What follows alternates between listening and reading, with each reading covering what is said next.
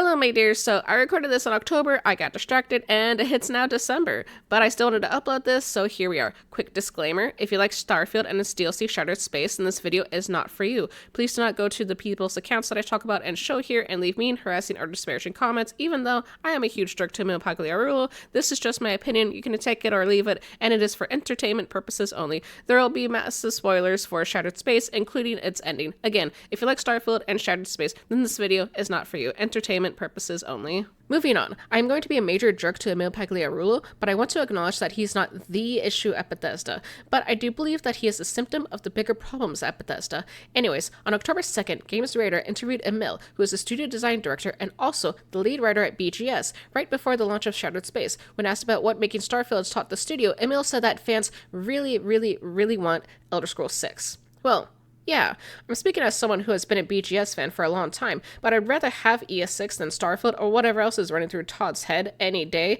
and that's just basic information that you get from listening to a handful of people in the BGS audience. What else did you expect when the studio teased ES6 in 2018? When asked about the future of Starfield, he said, "Oh, I feel great about Starfield's future. I'm excited about the stuff we're working on now and the stuff we've got coming past that, and it's insane what our modding community has already accomplished." Do you still feel great about Starfield's future after Shattered Space's release? We'll get there. But although there is a modding community with Starfield, they probably shouldn't have started with adding city maps into your game or trying to address the sheer amount of loading screens. He goes on, "I think we're now coming to the point where Starfield is transcending its status as a game and becoming something of a platform for science fiction and space content. I mean, I expected the mod community to put stuff out, but not at the rate they are. It's awesome, inspiring, it's everything I'd hoped for."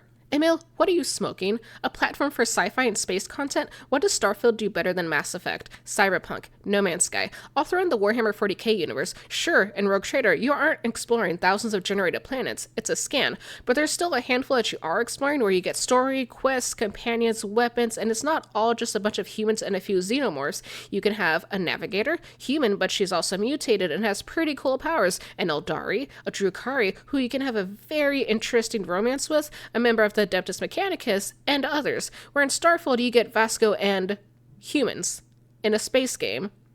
No aliens like a Turian, Quarian, Asari, Solarian, Krogan, Geth, Drell, Prothean, and AI like Edie. I ask again, what does Starfield do better than Mass Effect? And don't say the Mako, because we all know that's not true. The next interview, also published on October 2nd, asked Emil a bit more, where he said, "I think in a lot of ways, Starfield is the hardest thing Bethesda's ever done. We pushed ourselves to make something totally different, to just jam into an Xbox the biggest, richest space simulation RPG anyone could imagine. That we pulled it off makes Starfield something of a technical marvel. It's also, in a lot of ways, the best game we've ever made. But for us, most importantly, Starfield has its own unique personality, and now sits right next to Fallout and Elder Scrolls." First, Emil, did you go on Games Radar because they gave Starfield a 5 out of 5? Second, don't disrespect Fallout and Elder Scrolls by putting Starfield next to them, because Elder Scrolls and Fallout are vastly better than Starfield. They're more than Starfield will ever be, because I don't doubt that it was hard to make Starfield, or any game for that matter, but to also call it the best game that BGS has ever made is also a slap in the face to Elder Scrolls and Fallout, and quite frankly, if this is the best that you and BGS can do, then it sucks. If ES6 is getting the Starfield treatment, then ES6 is going to suck. Oh, but there's one more October 2nd article from Games Radar where they talked about the launch of Shattered Space and how BGS committed to doing DLC before Starfield launched. Any Bethesda developer who has been around since the Horse Armor days knows that by this point, if we understand one thing, it's DLC. Really? I should let the man talk, but if that's the case, then why is Shattered Space sitting at a mostly negative review on Steam right now? Review bombs? Maybe.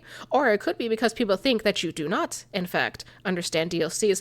Otherwise, you would have made Far Harbor or Phantom Liberty 2.0. He continues and talks about Fallout 3 and how players really didn't like the ending, and that was really the moment we realized that our fans don't want to play our games. They want to live in the worlds we create. That means their experiences never end, and the content, whatever it is, works together as seamless as we can make it. I asked this before, but I'll ask again. Emil, what are you smoking and why does Bethesda let you talk?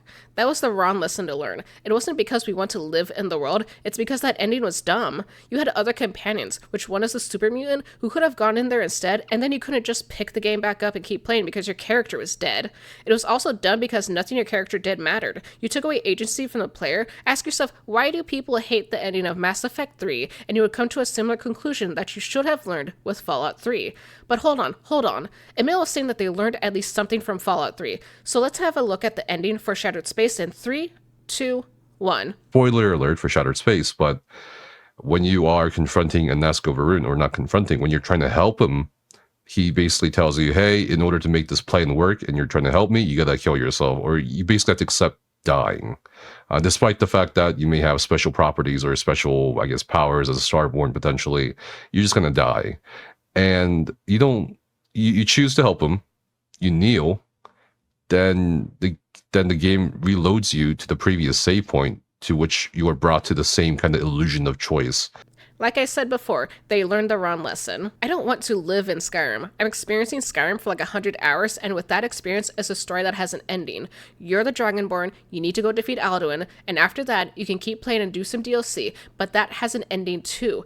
A game does not have to be endless. I don't know why they have this thought in their minds. Skyrim is so replayable because you can put it down and pick it back up and roleplay as something else the next time. I can still be the vanilla Dragonborn caught crossing the border, or I can zoom through and RP as a student at Winterhold. Or I have a house in Whiterun and just decided to go on an adventure. And Fallout 4, granted you need a mod like the Start Me Up mod, but you can play the vanilla concerned parent. Or, with the mod, you can go be a raider, a child of Adam, or dream about the falling of the bombs, but really you're a mechanic working out of Red Rocket. That's what replayability means in BGS titles, not this, it's never ending and I get to live here.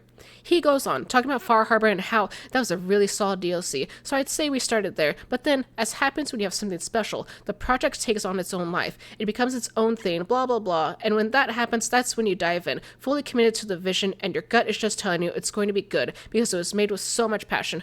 Oh, I'm sure it's great with the mostly negative reviews there, but also, just because your gut tells you it's going to be good, or that you worked hard and put passion into it, doesn't mean that it's going to be good or that people are going to like it. Notice how Emil stopped talking about Far Harbor as fast as he could, and that's because it's a better DLC than Shattered Space ever could be. Which brings us to the most recent Games Radar article published on the 9th. Emil posted a lengthy Twitter thread in response to a fan who said that his recent comments were like a pat on the back that may not be warranted. Emil responded in part by saying, optimism and excitement are pretty standard for interviews, and I'm generally pretty optimistic and excitable about games by nature. That said, my optimism was in no way meant to be mud in the eye of any dissatisfied fan. That's not how it works. Listen, I'm all for communication between fan and dev, but Emil, in my opinion, also didn't address any of the criticism that the fan talked about. Also, none of the criticism was addressed in any of the interviews. Not once. It was just, this is great. I'm so excited. Oh, this is the best game we've ever made. And I get that he was going on the interviews to just spread positivity, but there wasn't any, we should have put city maps in the game before it launched.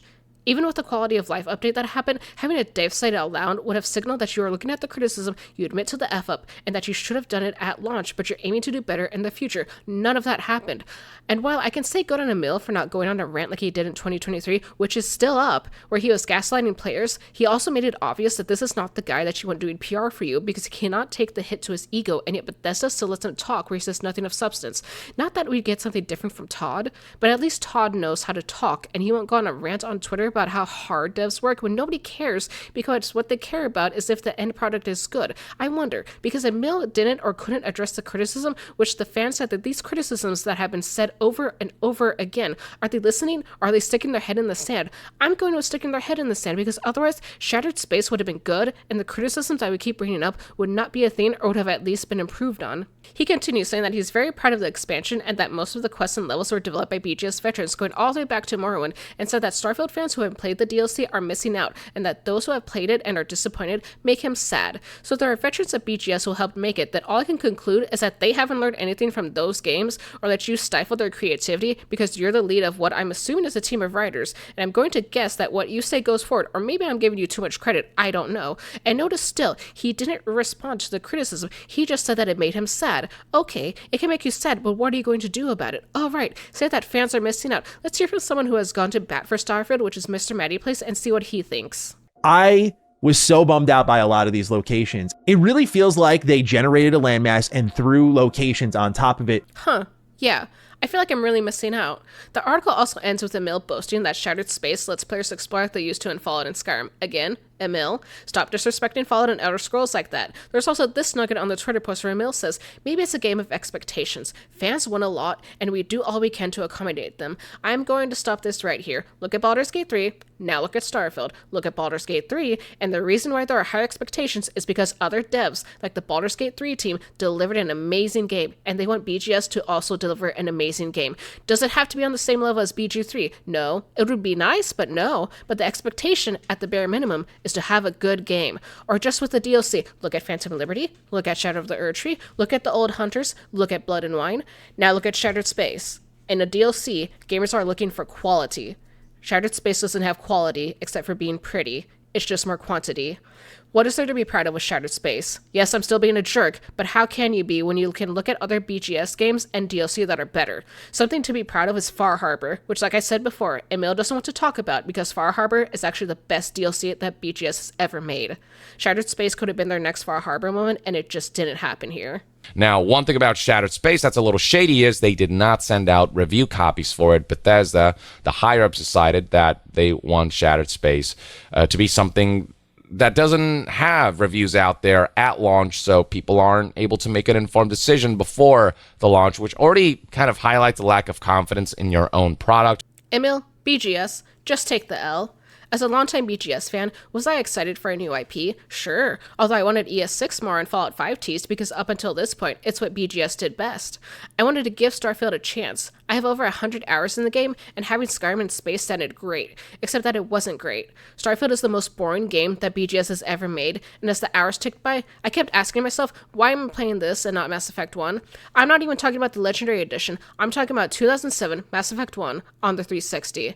At least back in 2007, they knew how to make a Mako even though it sucked to control. How about going back to Cyberpunk 2077? Sure, it had a rough launch, but unlike BGS, CDK Projekt put their heads down and fixed the game, and now Phantom Liberty is a celebrated DLC. It's freaking amazing, but you go to Starfield, and if it makes you feel anything, it's the urge to go outside. No Man's Sky, we'd be here all day talking about its redemption arc, but at least you can actually fly everywhere instead of staring at loading screens. Baldur's Gate 3, some feel that it's not fair to compare the two, so I'm going to do it anyways, because it's the prime example of what happens when writers are competent and have creativity in their hearts. Astarion and Shadowheart are complicated characters, but you don't need that in order to make a great game or story. I don't think Karlach is a complicated character because she wants her freedom from Avernus and Zariel, and though not complicated, actually really understandable, she has a big and fun personality that people love. I'll throw this back out there, Fallout 4. Yeah, the main story is annoying being the concerned parent. The first thing I downloaded was the Start Me Up mod, but there's a lot to explore, a lot of enemies to fight, a good amount of weapons, different companions for different levels of morality, except for Preston, but most of the companions were more than just being a goody two-shoes. You could build settlements if you wanted to, but in a lot of places you found different stories that added to how messed up the post-apocalyptic world is. You had some heartfelt ones like the kid in the fridge and reunited him with his parents. You'd pick up a distress signal, clear an area out, and then find out, oh, this person's been gone for a really, really long time. Back to Far Harbor, which came out in 2016, you had 4 new settlements, 21 unique side quests, which many of them went along with the 3 unique factions that you could join with Acadia, the Children of Adam, and the Harbormen. Each of them had their own story. If you brought Nick Valentine with you, then the story between him and Dima was engaging and made the DLC that much better. You had unique weapons like Adam's Judgment or the Defender's Harpoon Gun. You got new armor and outfits like the Marine Wetsuit, Acadia Shield, and Legend of the Harbor. You had a new companion with Longfellow, different perks depending on how you play the DLC, a whole bunch of different and unique locations, and if you want to do some from a role-playing perspective, you can tell the other factions in the base game about Acadia.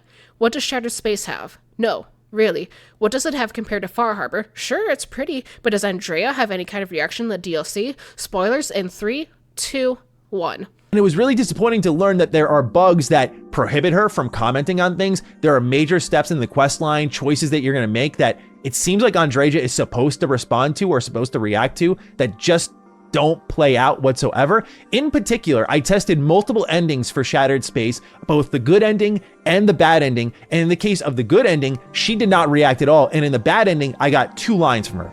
2. Emil, I have just one question to ask you. Why? There was such a great opportunity right in front of you in BGS's face.